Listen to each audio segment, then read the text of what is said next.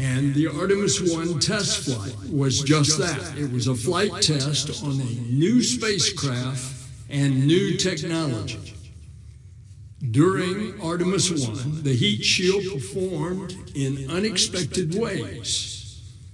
And since then, we've been studying the data to determine the best path forward. We've done extensive testing to understand the risk that our astronauts will have while accomplishing the goals of landing back on the moon, bringing them home safely, and this will be the first time in over a half century. We've conducted expansive testing, including analyzing samples from the heat shield. We were able to recreate the problem here on Earth, and now we know the root cause.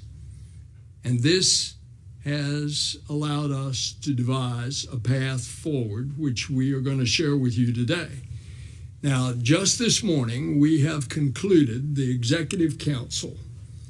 This was after we had an independent review team. We had the deputies meeting. We had their agency bosses meeting. All of them made a unanimous recommendation to the Executive Council, of which is my responsibility as the chairman, to accept or not those recommendations. And based on the data, we have decided, NASA unanimously in our decision makers, to move forward with the current Artemis 2 Orion capsule and heat shield with a modified entry trajectory. Later on, they'll get into the specifics of how you modify the entry so that you lessen the heat coming back into the Earth's atmosphere. Additionally, we need to complete our updates to the Orion environmental controls and the life support systems that were identified earlier this year. And that's a very important part. The ECLIS system, the life support system of Artemis 2, needs to be checked out. That's a very important goal and accomplishment before we go translunar injection to the moon. And so we are planning for Artemis 2 to launch in April of 26. And we're going to do all in our power with our commercial partners to launch earlier. After learning from the Artemis 2 crewed test flight, then we're going to make adjustments that are necessary, and we plan to launch Artemis 3, the first landing on the moon in over a half century. Assuming the SpaceX lander is ready, we plan to launch Artemis 3 in mid-2027. That will be well ahead of the Chinese government's announced intention that they have already publicly stated is 2030. We need to get this test flight right, this Artemis 2 test flight right, to ensure the success of our return to the moon and then return safely to Earth in order for the rest of the Artemis campaign to proceed. We've made tremendous progress on the Artemis campaign, including establishing the Moon to Mars program, defining strategies and objectives through our regular architecture concept reviews, launching and learning from the first test flight, Artemis 1, developing our suits, the space suits that our astronauts will wear on the surface of the moon, and awarding 2 contracts to develop human lander systems. Space is demanding, and we and our industry and international partners need this time to make sure that the Orion capsule is ready to safely deliver our astronauts to deep space and back to Earth. We need our commercial and international partners to double down to meet and improve this schedule. And that's why I personally have met with the company executives, including the CEOs from the following: SpaceX and Blue Origin on their landers, and I've met with them personally. Boeing on the SLS, Lockheed Martin on Orion, and Axiom on the spacesuits. And I have showed up with many of these leaders, sometimes unannounced, to our and their manufacturing and assembly sites. We also routinely engage with our international partners, especially ESA, the European Space Agency, which supplies the European Service Module, including we have on several occasions visited their facilities abroad. And we must have a shared sense of urgency among all these partners, and I think we have that. As I said, the Chinese government has announced their intention to land on 2030. It may be earlier. They're not planning to land humans on the vital portions that we're going to land, the lunar South Pole, and it is vital for us to land on the South Pole so that we do not cede portions of that lunar South Pole to the Chinese. We've made significant progress on the Artemis campaign over the last 4 years. We created the Moon to Mars program. We've commissioned the 2 lunar landing systems, SpaceX Starship and Blue Origin's Blue Moon, to deliver our astronauts to the surface of the moon. We commissioned Axiom Space to develop the next generation of spacesuits. We simulated the international partnerships and agreements for key Artemis elements, including with the UAE for the Gateway Airlock Module, and with Japan to provide a pressurized rover for the lunar surface.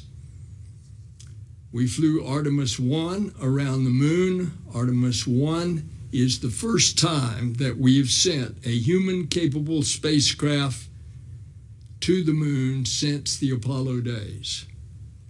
And we are now, as we speak, stacking the solid rocket boosters, and then comes the Artemis 2 core stage, which is in the VAB, the Vehicle Assembly Building, as we speak. We'll stack that and the launch vehicle stage adapter. All of this is going on for this next step, the crewed flight test. The safety of our astronauts is always first in our decisions. It is our North Star. We do not fly until we are ready. We do not fly until we are confident that we have made the flight as safe as possible for the humans on board. We need to do this next test flight, and we need to do it right. And that's how the Artemis campaign proceeds. I want to thank all the teams for all of their hard work, and it's been extensive. And now I want to turn it over to our great Deputy Administrator Pam Melroy. Colonel Melroy. Thank you, sir. Thank you.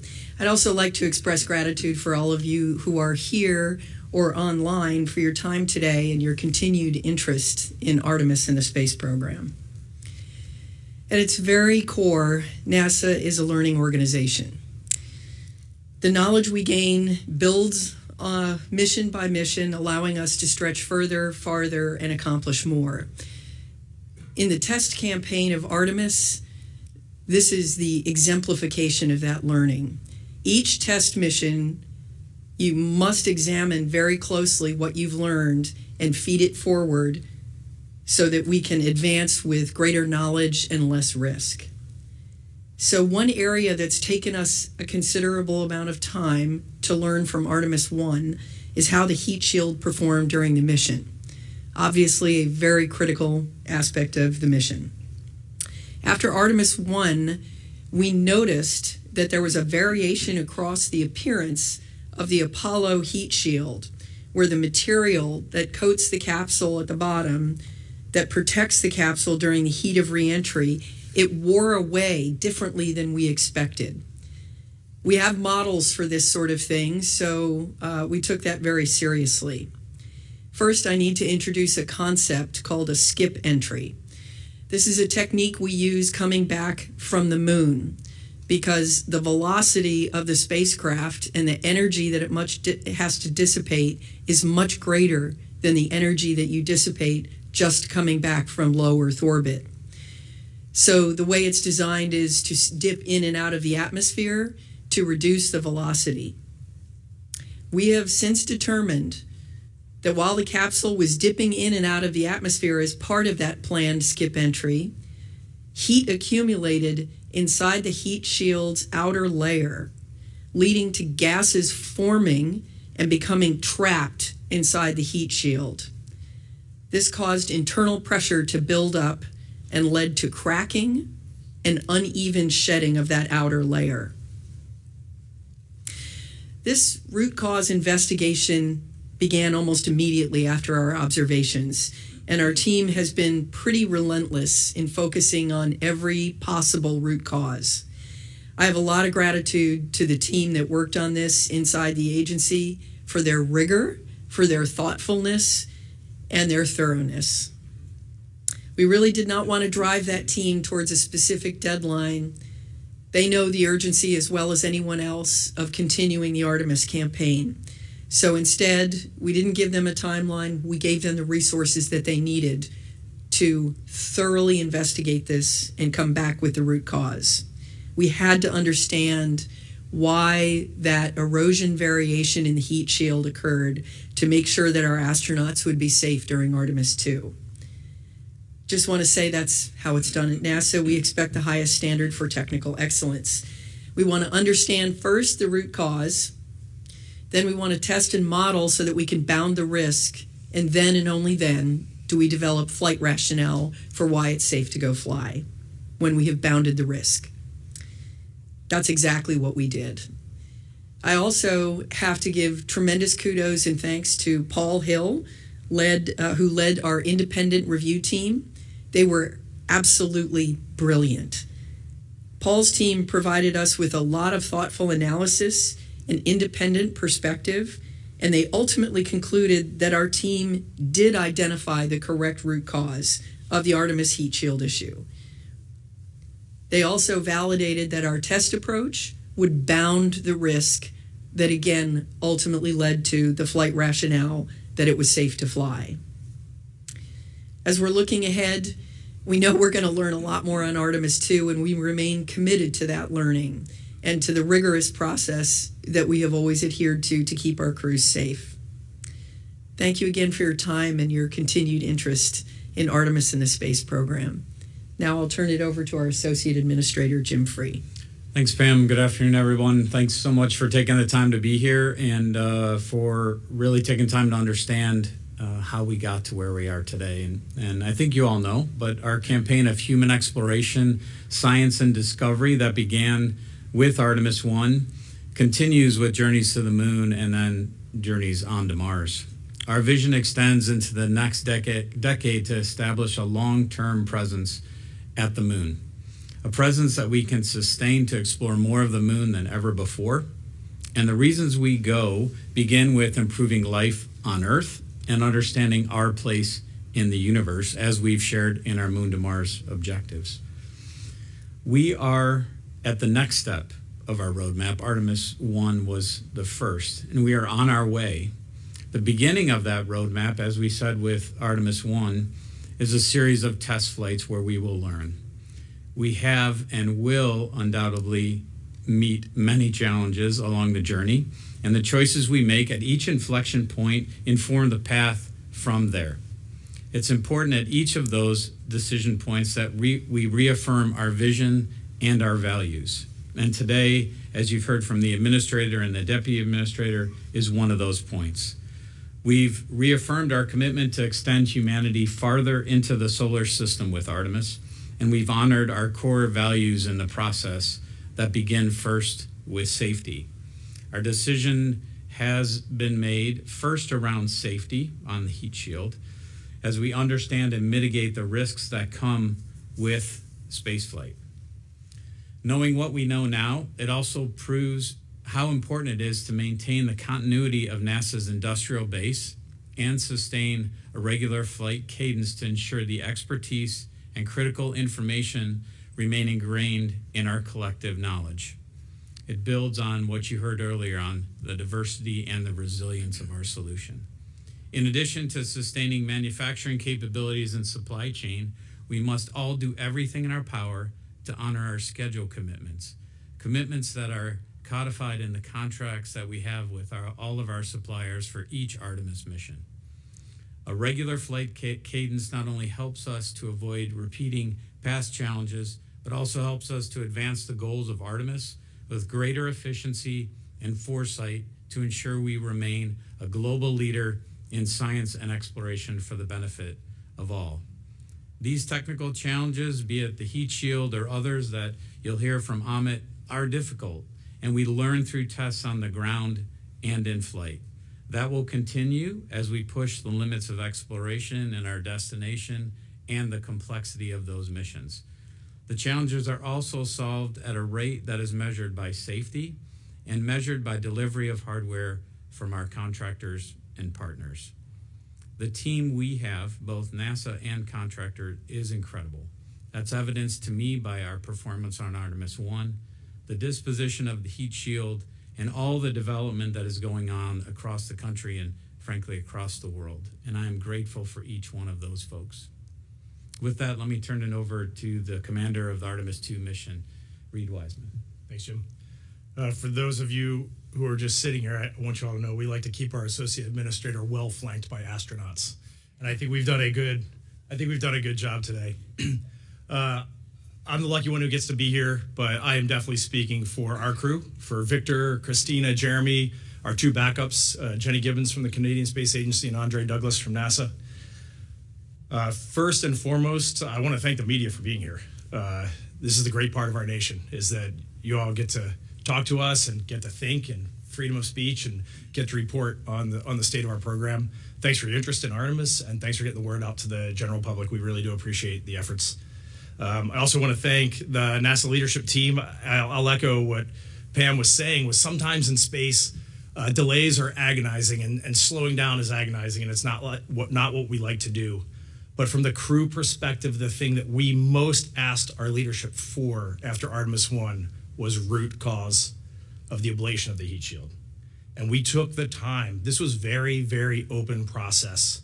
The crew certainly never felt like there was a door closed to us. We never saw any hidden data. It was all open. It was all open discussion. We had an independent review team with a lot of outside experts and internal experts to look at this. So we really appreciate the willingness to take the risk to actually slow down and understand root cause, determine the path forward, corrective action for Artemis 2 and Artemis 3, so that when Victor, Christina, Jeremy, and I launch and land after a successful Artemis 2, we will look to Artemis 3 to carry the torch forward and to put humans back on the moon, and that is really our ultimate objective. Quick story time before I hand it over to Amit. The folks in the room that don't get out the way the crew gets to get out. In November, I was at Kennedy Space Center with our crew. All four of us. It was Victor, Christina, Jeremy, and myself. And we were in the vehicle assembly building. And just when you walk into that building and see the boosters, see the core stage, see the American men and women that are putting this vehicle together, the excitement that is in there, the scale. It is absolutely inspiring just to see the scale of what is going on. The thing that we walked away from was the sense that, we are in simulators all the time. We see PowerPoint slides. There's meetings all the time at NASA, but we started to feel this is absolutely real, and it is awesome. While we were there, we were in the airport in Orlando coming home, and Jeremy Hansen, our Canadian astronaut on the crew, pulled out his cell phone, and we watched Starship 6 test flight from Boca Chica. And it was in that moment for me, as a kid who was born after Apollo, that moment in the Orlando airport, I had just seen our booster. I had just seen the Orion spacecraft. I'm now watching Starship 6 test flight. All the elements are there for humans on the moon, and all the elements are there to push us onto Mars in the very near future. And I felt it in my soul. I felt it and I believed it. And I want to thank our administration. I want to thank our workforce, because they are the ones that are making it happen, and the public who are supporting us. So thank you. With that, I'll hand it over to Amit.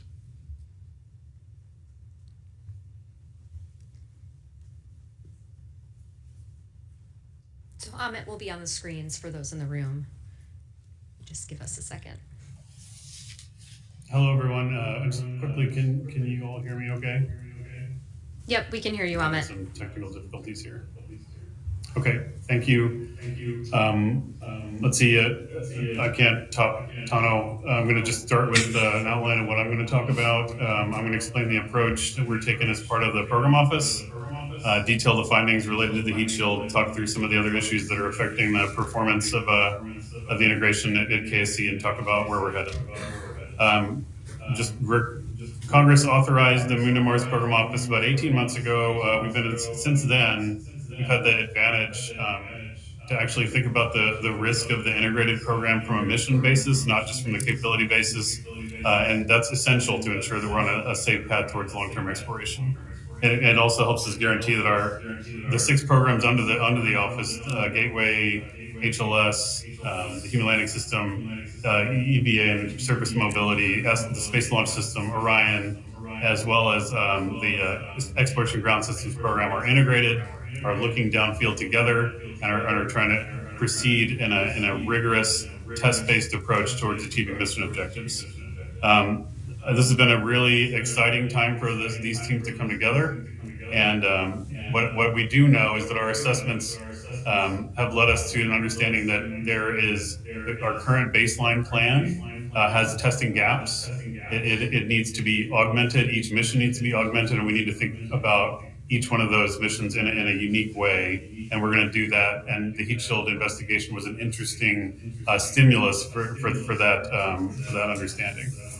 So again, I'm not going to talk about the rigor that went into the process. Pam said that really well. I do think it's important to recognize, though, that we tried very hard to let the team that was doing the work stay isolated from schedule pressure, from the eyes of those that are watching, to make sure that we're making the right progress. It is very easy for that pressure to change your perception, your engineering judgment, your understanding of technical truth. And so this is a little bit why we've been careful about discussing this topic. But let's talk about what we saw in Artemis 1. As was mentioned, we for the first time conducted a skip re-entry of a heat shield that's 16 feet in diameter. It interfaced with the atmosphere at 32 times the speed of sound. It endured atmospheric entry, heating and velocities and aerothermal loads over 3,000 nautical miles of a down track, and it landed within 2 miles of the USS Portland. That was a phenomenal achievement. If you think about the specified design of the integrated system from an entry guidance and from a thermal load performance. However, as is mentioned before, we saw variations in the condition of the heat shield, in which the char layer that protects Orion broke off in ways we did not expect. We observed about 100 spots across the heat shield where that phenomenon occurred. Charring is normal ablator behavior during entry. The way that energy is dissipated, all of the energy we put into the spacecraft at launch has to be reduced so we have a safe and nominal landing. Most of that energy when we enter the atmosphere at that speed is rejected by the radiative shock that occurs in front of the vehicle as it's transiting through the atmosphere. Some of that is rejected via convection through the outer layer of the heat shield. It is normal behavior for the ablator that's built on Orion to char. The heat shield however, is not designed to liberate those pieces of char. Instead, a char layer in an ablator is supposed to recede gradually, so the underlying material insulates the spacecraft from the high heat flux we experience during entry. As I mentioned, the performance was excellent, but that char loss is outside of the design intent. Now, just because our bond line temperatures were within 4 factors of safety, just because our guidance was right down the middle, just because we had the right amount of virgin APCO material left, it is tempting to believe that means the spacecraft performed the right thing and it performed it with margin. But everything we've learned in our history tells us that's not what margin means. We have to have an absolute technical understanding of the transport and liberation phenomena that led to that loss of char, and so that is why we took the level of steps that we did to analyze this issue. So the Orion program stood up Heat Shield Tiger team to determine root cause, corrective actions, and to start thinking about what that technical truth needs to be. That team was a multidisciplinary team of experts in TPS systems, aerothermodynamics, thermal testing analysis, stress analysis, material test, all across the board. And as we continued throughout the investigation, we brought in experts from the Department of Defense, the Department of Energy, across industries across the United States and even internationally to help us understand that we were doing the ablator behavior, because this is cutting edge technology in terms of the way we're exposing these environments to make sure that we were using the best of what the country could offer to analyze this. So what I'll say first of all is the Tiger team, which was commissioned again by the Orion program manager, Howard Hugh, deserves a lot of credit for the rigor he applied, was led by Luis Saucedo, who conducted what in my estimation in the 20 years I've been in the agency, is one of the most magnificent pieces of engineering analysis that I have been a part of. Their work was substantial, significant, and extremely impressive. They started with a fault tree assessment that led directly to enabling advances, not just in the understanding of the interactions of the vehicle's material loss properties and its interaction with the aerothermal environment, but also invented and innovated new test and non-destructive evaluation techniques for us to be able to actually observe this phenomenon in real time in the arc jets and the upgrades to the arc jets that we created as part of this investigation. We also used facilities at Wright-Patterson Air Force Base and all over the country to help us analyze this phenomenon. So again, I commend the team for their work, but again, because we're NASA, we wanted to make sure we're close to the problem, that we were being extremely rigorous. We brought an independent team of experts in, as Pam mentioned, led by Paul Hill, who did a phenomenal job. He brought in experts from industry, from the Department of Energy, all over the country to also give us confidence that we were doing the right things. Paul right now serves as a key member of the Aerospace Safety Advisory Panel. And of course, as those of you that know, he also led the agency's return to flight efforts after the Columbia accident. So the team provided us analysis, and again, the concurrence on the root cause is unanimous. So fundamentally, just as Pam said, the issue is that during reentry, there is as I mentioned, the ablative material has to produce those gases under pyrolysis, and pyrolysis is just burning without oxygen. We learned that as part of that reaction, the permeability of the APCO material is essential.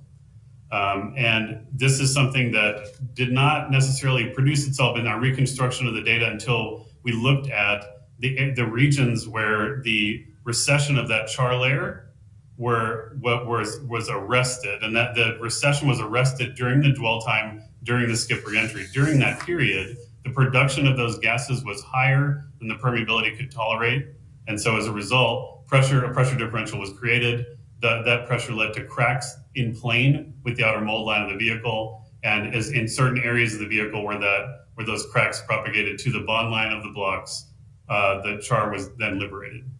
We were able to determine this correlation and connection between that permeability, because actually during Artemis 1, it turns out that some small percentage of the Artemis 1 heat shield what actually exhibited a phenomenon of permeability that we were actually shooting for now in our corrective action. But the acreage of the heat shield was not uniform in terms of its permeability. There were places where it was actually more permeable than the rest, a small percentage. And in those places, we did not witness in-plane cracking. And that was the key clue for us. So we're able to take that and then reproduce in multiple different environments and multiple different facilities the generation of those cracks in the environment under which those cracks would exist. So our path forward is pretty clear. We know because of the test program that we went in, that we executed, we know how to produce Abcoat with the desired permeability standards. We have sized up all of our production capability in order to quickly produce heat shields as fast as we can. In fact, we have 50% improvement in that production rate. But it's still going to take us a little bit of time to finish the qualification of that material. That should be ready to go here sometime this year. But where we sit today, we understand, because we understand very fully not only the interaction of the material and the environment, but also the integrated interaction and how it performs in the spacecraft. So we've decided that in order to enhance our learning for Artemis 2 as quickly as we can, because there's nothing like flying in the flight environment to learn everything that you need to learn about how these systems will perform, that if we can either change the material to mitigate the issue, or we can change the environment to mitigate the issue. And for Artemis 2, because of the nature of the mission, which right now the mode we're using is equatorial free return, we can safely and with high degrees of success control that entry environment. And so that's the plan we're going to proceed along. Just quickly, we can talk if there's more questions. We're going to push out to everybody a detailed write-up of this understanding. But I do want to talk a little bit about what this means for us in terms of the execution of the mission. Of course, it's going to take us a little bit of time to go through the disposition of some of these issues. We are also experiencing a handful of issues in the performance and integration of the vehicle. We have, as I mentioned to this community back at the beginning of the year, we have had some issues with the electrical system on the vehicle, specifically when the vehicle is enduring an abort scenario. In some of those cases, in this particular case for Artemis 2, the abort system on the spacecraft is active. So we need to make sure that the vehicle will have maximum capacity during those abort scenarios. We found an issue with the batteries in particular, that they were not able to tolerate the abort environment. It's pretty severe, especially when you do an abort induced by the launch abort system. So we had to fix those batteries. And we've been working on that fix for a while. We were able to completely change the way that they're mounted, that they're mechanically secured. And we have been able to complete that fix, qualify that fix. It was excellent work by the team at Eagle Pitcher in Joplin, Missouri that did that for us. It was also it was difficult for them to do it because, as was mentioned earlier, our supply chains in some of these critical areas are extremely fragile. And so we had some difficulty finding very high reliability components and in order to complete that build. But the team there was excellent, and Eagle Pitcher has a long history with us. In fact, those of you that recall, the Eagle Pitcher built the batteries that were allowed the Apollo 13 crew to be able to survive during their transit when we lost the fuel cells in that mission. The other thing we've been working on significantly is the life support system on the spacecraft. You know, we are in the ONC at Kennedy in the Operations Checkout Center. We are conducting a full set of integrated life support system tests on the spacecraft. We are learning every day about how that system performs. We have got to make sure that every part of that is in the right configuration before we commit the crew to launch. You recall at the early part of the year, we discovered an issue with the control system of the valves in particular the carbon dioxide removal system. That anomaly has been resolved. We've also witnessed a few issues with deformation of the seat material on those valves, which has caused overboard leakage. That has also been resolved. We've also been doing performance testing of the sorbent in that system to make sure it's going to have the capacity in all the cases that we care about, including multiple failure cases. So we're continuing to characterize and learn and test that life support system, but it is taking us a longer than we thought.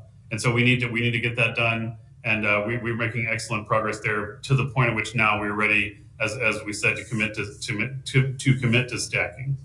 So going forward, that additional time that we have that we need to get the vehicle ready and to get the stack moving, we're going to take that time to consider how to make the mission more robust. We have a lot of options to do that. It is a very large step between circumlunar free return and then the next mission, which we are going to exploit the amazing capability that Starship provides us. We believe that we need to pull some of those objectives forward. We're going to work with our industry partners to do that in order to make sure that by the time we're ready to fly Artemis 2 in the spring of 2026, that we're not only able to knock out the objectives that we had baselined, but also bring some forward from the landing mission, so that when we commit to that mission, we think it's going to be successful.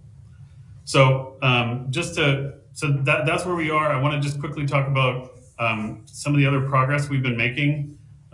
This year has been extremely busy processing the spacecraft, but we have also had a number of other achievements that are worthy of note. In addition to the aggregation of the hardware of the Cape, we've made incredible progress in some of our lunar systems in terms of acquisition. We have added 3 providers to build lunar terrain vehicles. We have made historic international agreements with Japan and with the United Arab Emirates to add elements to the lunar surface architecture as well as to the cislunar architecture. That one of the great things about the ability that we have to take advantage of the incredible human spaceflight programs we have in place today, in particular the International Space Station, is our ability to advance and curate and expand the amazing partnership that we developed in low Earth orbit. And one of the reasons I can't be in the room today and I'm dealing with these audio issues is that I'm actually in Germany. We have the privilege of taking over. NASA has the privilege of taking over the chairmanship of the International Space Exploration Coordination Group, which is a consortium of 27 nations that have common interest in exploration. NASA having that leadership role is again just a testament to how inspirational Artemis is and what it means for the entire for the world to have American leadership in this area. So across America, across the world, there are tens of thousands of people, as Tano said very eloquently, that have hands on the hardware, that are committed not only to making sure that we maintain our leadership role, that we lead with our values, that we lead in exploration with the norms and standards that we believe, the norms and standards that come from living in free and open societies, exploiting the innovation that occurs only in those open societies, and exploiting the incredible capacity and manufacturing capacity that exists in this country and needs to be expanded. That is what we are also trying to do with this program. And I think we're doing everything we can to lead with that inspiration. And so I'm very excited to hand it back to the team over there, but then also I look forward to speaking with you all again. Thank you very much. Thank you, Amit. So now we'll move into the question and answer portion of our event. We'll open it up again to folks here in the room, as well as to those on the phone. If you're on the phone, please press *1 to get into the queue. When we call on you, please clearly state your name, outlet, which of our participants you're addressing your question, and limit yourself to one question, please, so we can get to as many people as possible. So I'll start here in the room. Yeah, we'll go to Micah first. We have a mic for you. Just wait 1 second. Thanks. Hey, good afternoon, everybody. Micah Maidenberg, Wall Street Journal. Administrator Nelson or anybody else, have you shared kind of the new plan and schedule with anybody from the Trump transition team or its nominee to run NASA? And how confident are you that what you just articulated will carry through to the next group, the next administration? Thanks. Well, I've had, since the Executive Council meeting this morning, which went for 2 hours, I have talked to several people on the Hill. I spoke to Jared Isaacman yesterday and look forward to having a meeting with him, invited him to come, but because it was yesterday, I haven't told him what happened just an hour or so ago. But next on my list to call, which I simply didn't have time to call, is Gwen Shotwell, and then some of the folks in Blue Origin, and we'll get on down the list as time provides. If your question is, what do I think about the future of NASA under, it's not your question. I think the fact that we have gone so laboriously and we think made the right and safe decision, it will allow Artemis 2 to be launched in a very timely fashion. The flip side of that, had the testing not gone well and we had decided otherwise, that you had to rip off the space heat shield, that would have caused a considerable delay. So in answer to your specific question, I think it will be received very well by the new regime. We'll go down in front here.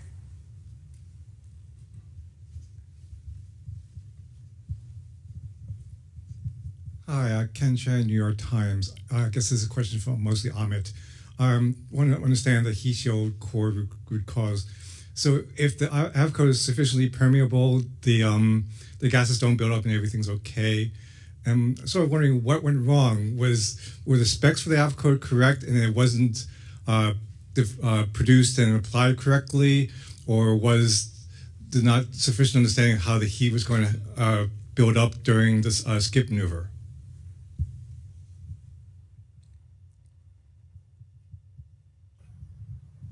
Okay, just again to confirm, you guys can hear me okay? Yep, we can hear you. Okay, yeah, I think the question was, what went wrong with our understanding of I didn't quite hear you. The question was there a problem with the avcode, the production and the application of the avcode?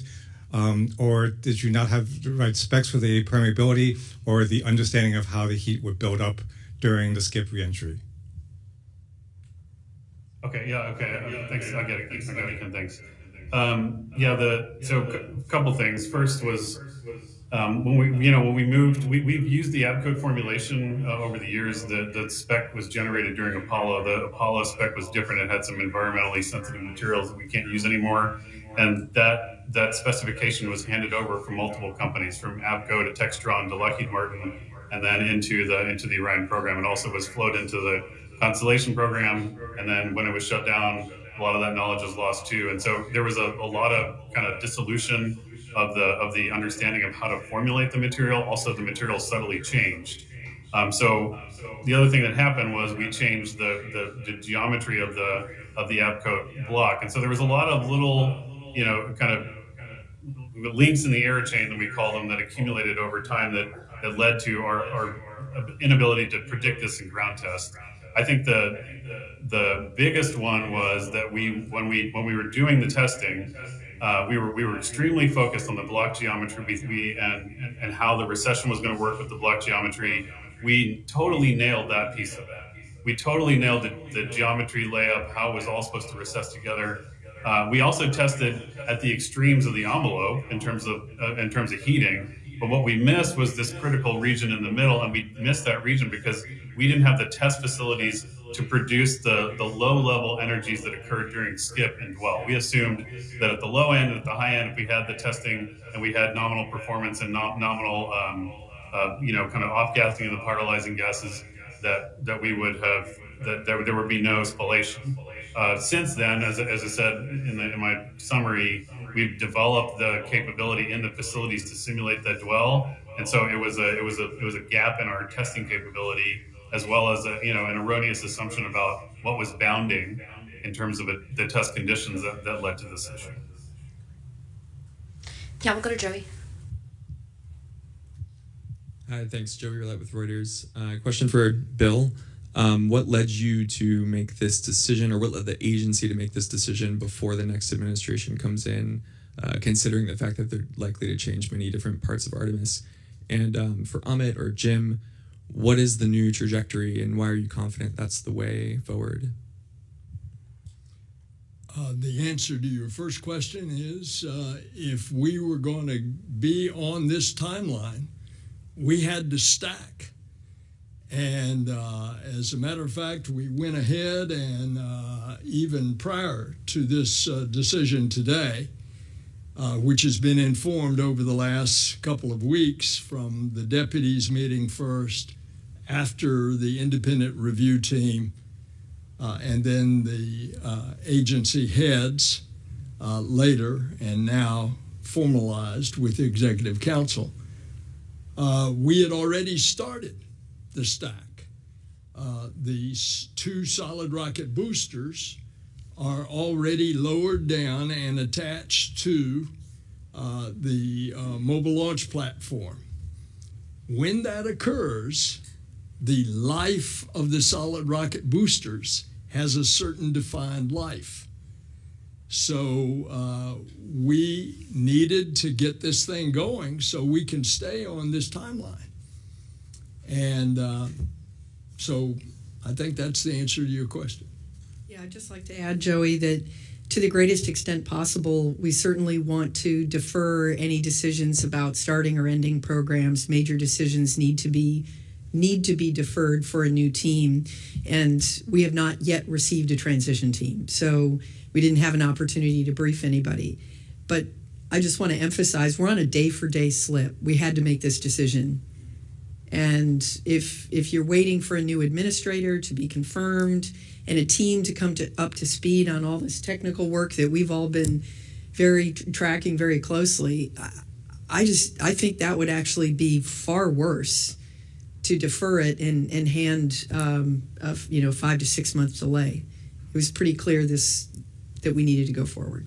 So. And Joey, just so you don't think that schedule is getting in the way of safety, at every investigation and determination on the safety of this as outlined with the changed reentry procedure, it has been unanimous.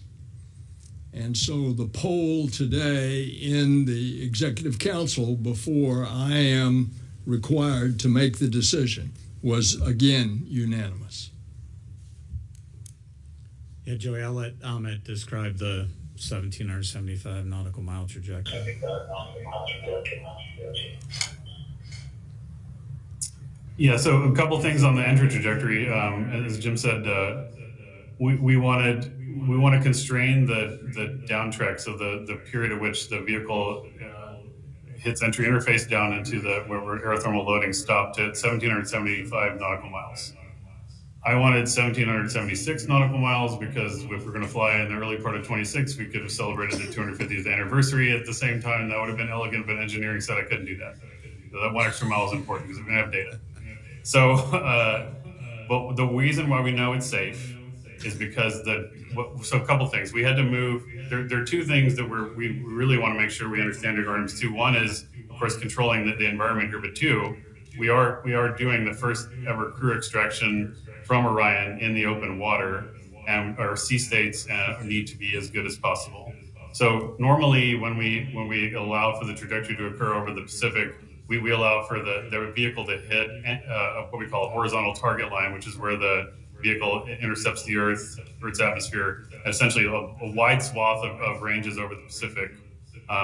If we were to keep the horizontal target line where it was during Artemis 1, the landing zone would have been well short of what we prefer to be optimal, which is off the coast of San Diego, which climatologically has the best sea states. So what we did is two things. First, we moved that horizontal target line such that downtrack now would put us in the preferred landing zone. And so that helps us in terms of confidence of our ability to do that. And of course, the Navy will do everything they can to make sure that's a safe operation. But the other part of it is reducing the skip duration, and our analysis of what that skip duration will do and the gas generation that occurs during that skip dwell is sufficiently low that we're not concerned that that environment for crack generation is going to overwhelm the structural stability of the char layer. And so that's based on tests. We've run those exact environments. We've run dispersions on those environments, and we've also run weather divert cases because we do have weather divert capability. The minimum guided entry capability we have is 1,300 nautical miles. Everything short of that is a ballistic entry. So we have basically 400 nautical miles of weather divert just in case on the way back we have seas that we don't like. I mean, circumlunar free return's a little different than coming back from orbit because we're essentially picking our landing time when we commit to translunar injection. So we have to get that right. And so we have all those parameters kind of collected together, which is where we got to that entry trajectory. And we think that's gonna mitigate all of those concerns. I'm going to take some questions from the phone and then we'll come back to the room. But first, Marcia Dunn from AP. Yes, hi. I'm hoping you can hear me. How long would it have delayed if you had to have ripped off the heat shield and replaced it? And am I understanding correctly that there will be a new type of heat shield with the necessary modifications and repairs starting with Artemis 3 moving forward? Thanks.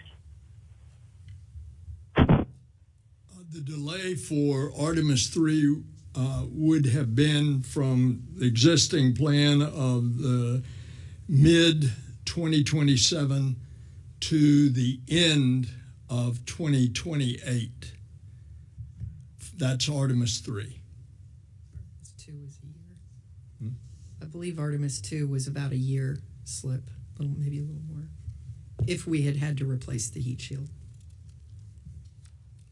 And then the second part was in our decision path too, we'll go with the existing, and all future heat shields will incorporate the changes that Amit has described for permeability. We'll go to Gina Sinceri from ABC. This question's for Reed. How does your training flow change with this new information, if at all? Thanks for that question. It really allows us to just have focus now. We have a large decision behind us.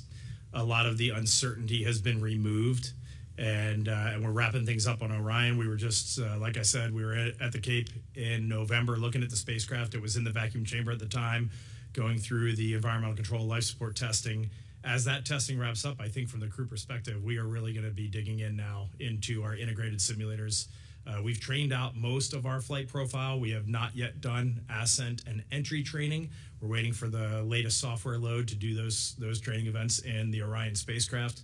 And once we get that done, we've hit all the core training fundamentals that we need. So for us, I would say in about 2 or 3 months, we'll really be able to start focusing on that last year prior to launch and getting all the day in the life activities complete. So it's just removal of that unknown with the heat shield now allows us to focus.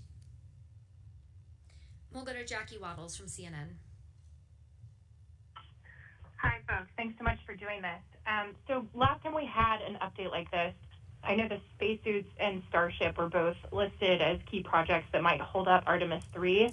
I just wanted to circle back. Can you guys say whether those two projects are still part of what's driving the schedule for Artemis 3, or if you feel like they're more back on track? And then on that end, I'd love to just get an update on the agency's view of Starship's progress. And, as they're going into a critical design review next year, can you tell us a little bit about what that will entail and what NASA's hoping to see from the next few flights? Thanks so much. Let's see. I'll start. All of our systems for Artemis 3 are driving the schedule. There are things we've learned on Artemis 3. Actually, the ECLIS, some of the ECLIS stuff has informed Artemis 2. We'll learn from Artemis 2. The crew module will still be a driver. The service module's down in Florida. But I think what you heard from the administrator and Pam and myself is all of our contractors have to deliver to the milestones that we have in the contract. I'm going to let Amit give some details beyond what I'm talking here. But every launch to me of Starship is great because we need that launch to get to the next one. We have a critical milestone next year. Amit will talk about they still have to fly multiple times to do one of our missions. And that's critically important. They have to do the uncrewed demo, critically important. So for me, every launch is great, but the each of those elements is important as well. Amit, you want to give some details on suits and prop transfer?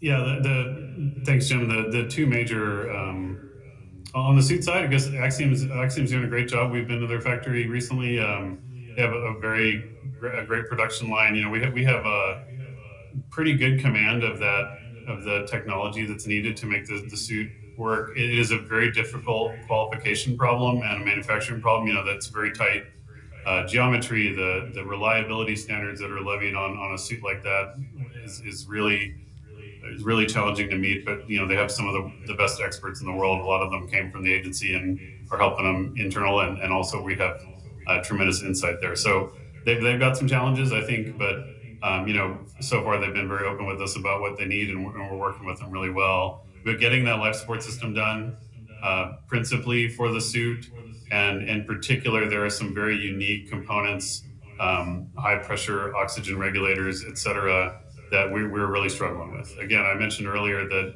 our supply chains are so fragile, and a lot of these the specifications on some of these components are so rigid, and they're rigid for a reason, because of the reliability requirements that are needed.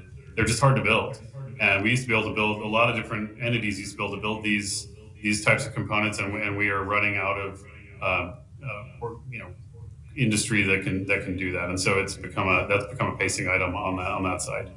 On Starship, as I said, again, you know, everyone's been following the incredible progress. You know, it is absolutely the capability we need to be able to exploit as soon as we can. We're really excited to fly with them. We would love to be able to do something even sooner than Artemis 3 to demonstrate that capability, but we need to make sure we work with them that's credible. Reuse is essential to them. They've made tremendous progress on reuse. To me, the propellant transfer flight is really the most important milestone. I think propellant transfer to me is as important in terms of learnings as we had with Artemis 1. So, I consider that to be a major milestone in the program. Right now, they're on contract to do that here early in 2025. I know that they're working that really hard. There is going to be risk to that delivery, but when we can achieve that propellant transfer milestone, I think we'll have a lot of confidence as to how the rest of it is going to shake out. Of course, they do, as Jim said, have an uncrewed demonstration milestone in front of them as well, to all the way down to the lunar surface.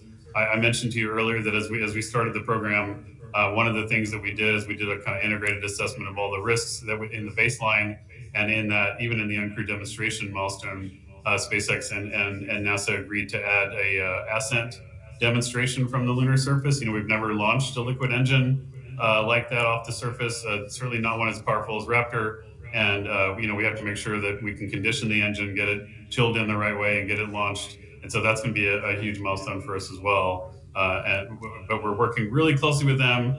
Super excited. They're telling us everything they're doing. I think the next couple of flight tests, but their test program is moving, really fast. They're making changes to how things are stacked up all the time. And so right now, our current understanding is in a couple of flights, they will migrate to a block upgrade of the ship, which will give the ship the endurance to stay in orbit longer. And once we have that, we should be able to achieve many more orbital tests, including prop transfer. Hey, Amit, would you please share with them also the necessity of the desirability of proximity operations near the time of Artemis 2's launch?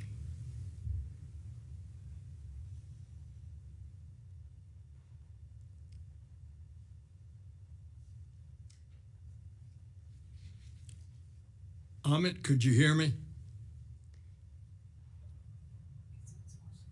Yes, sir. I think you're asking about the importance of proximity operations. I really apologize. My setup here is not super functional, but yes, absolutely. So of course, if you think about the step between where we are today and what we have to achieve for Artemis 3, the number of firsts that are on that mission first of all, as I mentioned, the dual launch campaign. We have to get the two vehicles to meet at the same point.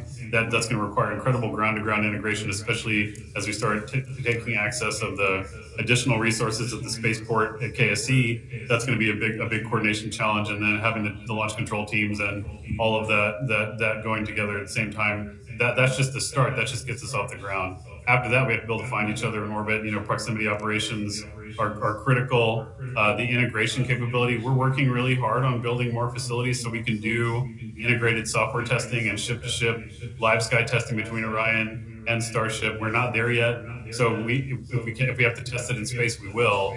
But we need to make sure that we have a really good and robust understanding of how to make sure we can navigate together, and then do proximity operations, share states, and then of course we do have on the ground mechanical docking simulators on both sides, so we're pretty confident we can use that to make sure that we have the right fit up and the connections, because the vehicles will not meet they will meet for the first time in space, but their docking adapters and their interfaces will meet before that to make sure we have that licked. But that whole integrated operation, all of us that watch Space Station and all the other operations that are like that, it's very, very sophisticated, and there's a lot of things that can go wrong. And so the sooner we can test that, even in simulated tests on the ground or with ground-to-ground test assets, the better. But the best test for us would be to get uphill. Both vehicles get uphill and fly by each other, maybe even fly together as soon as we can. We'll come back to the room over in the corner.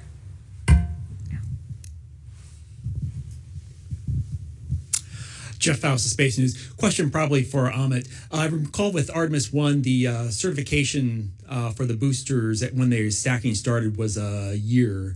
Looks like you're going more than a year if you're going to start stacking now for a launch in April 2026. What's the certification timeline for the boosters now? Have you stretched that out based on the experience with Artemis 1?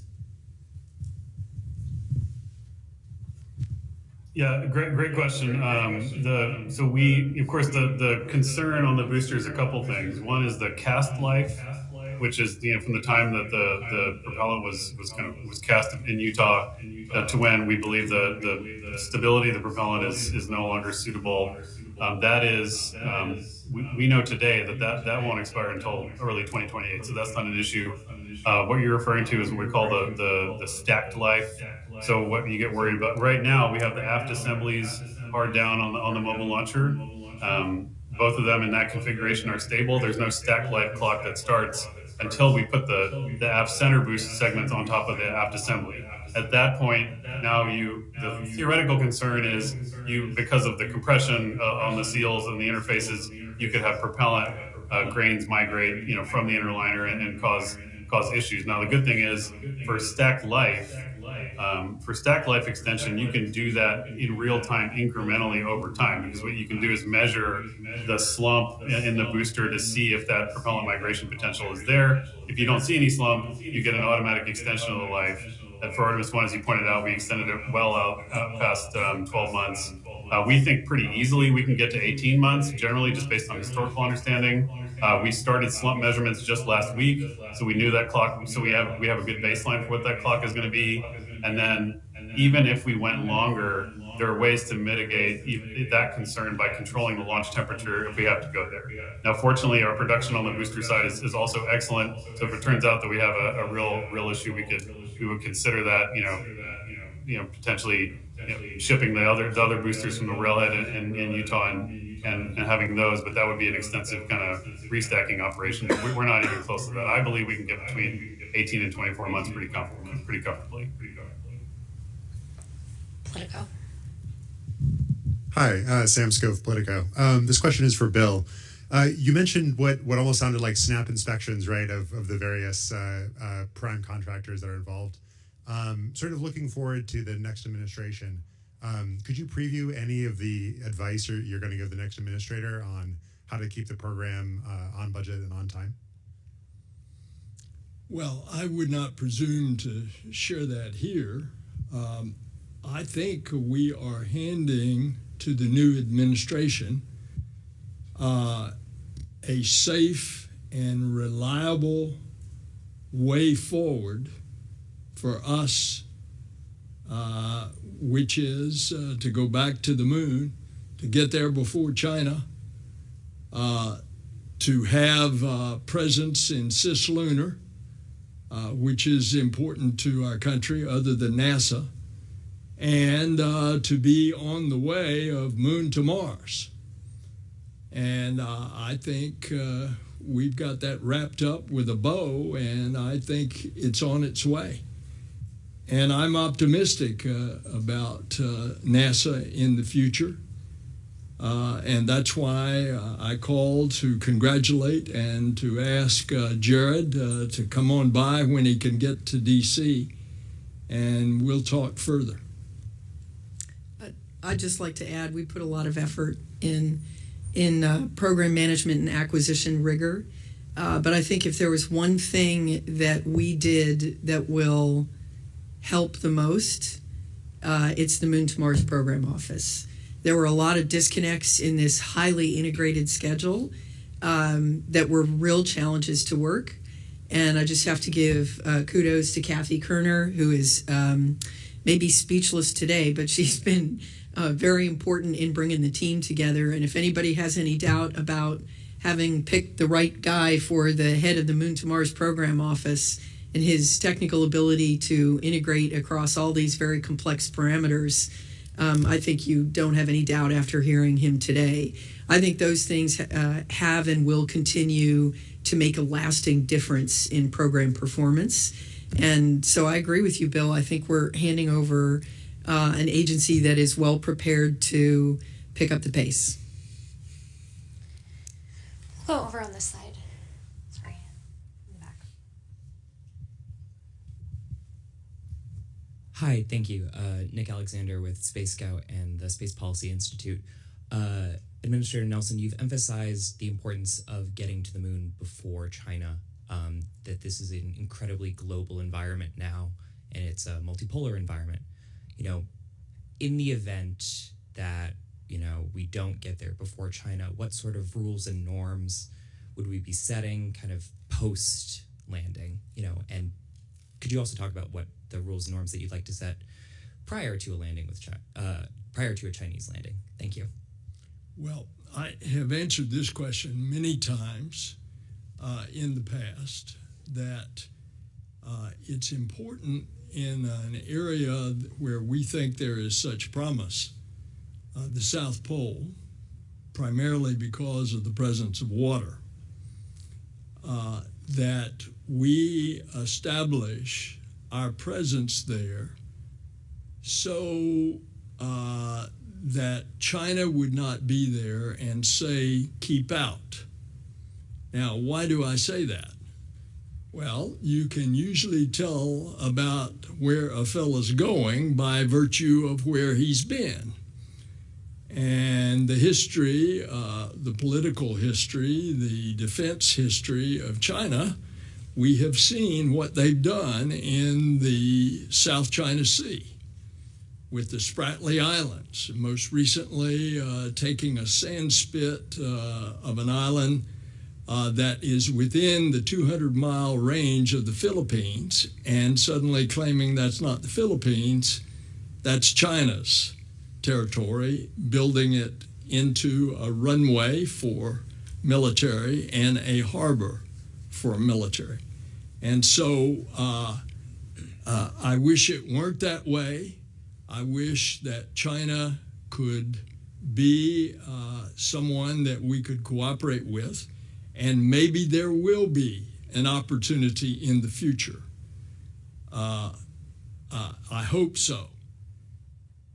But given the fact of the history of how the Chinese government has operated up until including recently, I don't want that to occur on a very important part of the moon.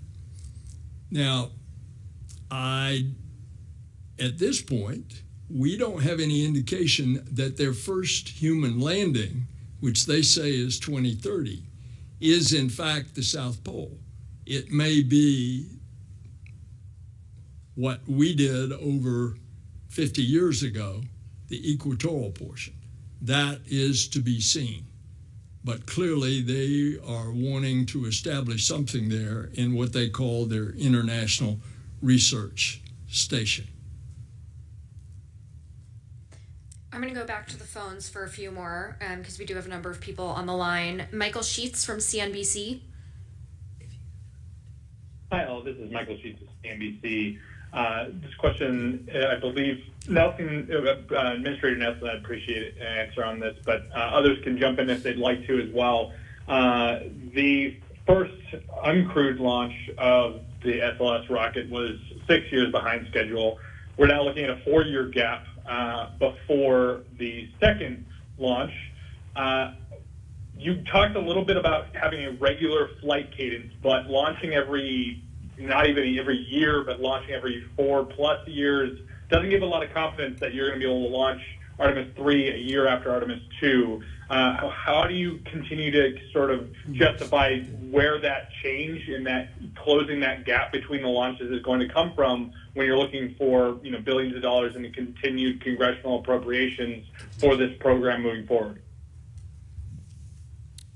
Yes, so this is Jim Free. I'll give that a shot. I think what we've highlighted here is just one piece of the learning we've done from Artemis 1 to Artemis 2. And the heat, as I say, heat shield's one of those. We learned a lot about the vehicle performance. We learned a lot about things that happened on the service module and the crew module. We obviously would like that time to be shorter. I think some of the things that, you've heard about manufacturing is important. We need to do better on our delivery. We're understanding the vehicle better. We have multiple vehicles in flow. I talked about Artemis 3, the environmental control life support system we found there, informing 2. That put some delay in our schedule, some of the electronic design that we learned about. So from our perspective, I respect what you're saying about our appropriations. From our perspective, our job is to get better. 6 years to 1, 4 years to 2. The confidence, the proof is in the pudding on the time from 2 to 3. We learned the other thing I'll mention in exploration ground systems. We learned after 1 the damage to the pad that we didn't expect. So we've implemented changes in our design of the Mobile Launcher 1, which now is on Mobile Launcher 2 as well. We've incorporated that design there, those design improvements. So each time we are feeding back the design. Every vehicle that's in flow at the same time, we're feeding back into the design and manufacturing as well. So that 2 to 3 period, our plan is that 12 to 15 months. But we have to prove that, but our goal right now is getting to a safe return of Reed and his crew on 2, and then pushing our way onto 3. We'll go to Lauren Grush from Bloomberg. Hi, thank you so much for taking my question. This is for Bill or for Pam. I just want to go back to the incoming potential administrator, Jared Isaacman. He's shared plenty of criticism of aspects of the Artemis program online. Are there concerns about the incoming administration team attempting to completely restructure the program? And what would you say to the new administrator if he is considering spearheading major cancellations of various programs within Artemis, particularly the cost-plus contracts? Thanks. I have not been concerned. What your question is are they going to axe the Artemis and insert the Starship? And first of all, there is one human-rated spacecraft that is flying and that has already flown beyond the moon farther than any other human-rated spacecraft. And that's the SLS combined with Orion. Secondly, this is a partnership. It's a commercial partnership. It's an international partnership. And by the way, back on your question on China, another indication there is the Artemis Accords. We're right at 50 nations having joined in the Artemis Accords, which is a common sense declaration of the peaceful uses of space. And I think what is going to happen over time is you're going to have a number of years that we're going to have the partners flying with NASA. And then whatever the technologies that are developed later on, that will dictate what is going to be the system that's flying. But in the immediate, we're going to have SpaceX flying for lander on the Artemis 3. Artemis 4 is going to be SpaceX, and Artemis 5 is going to be Blue Origin. And so I expect that this is going to continue, and I don't see the concern that your question raises, although it's a legitimate question, that you're suddenly going to have Starship take over everything. We're going to take one last question from the phones, and then we'll come back to the room. So I'd like to turn it over to Philip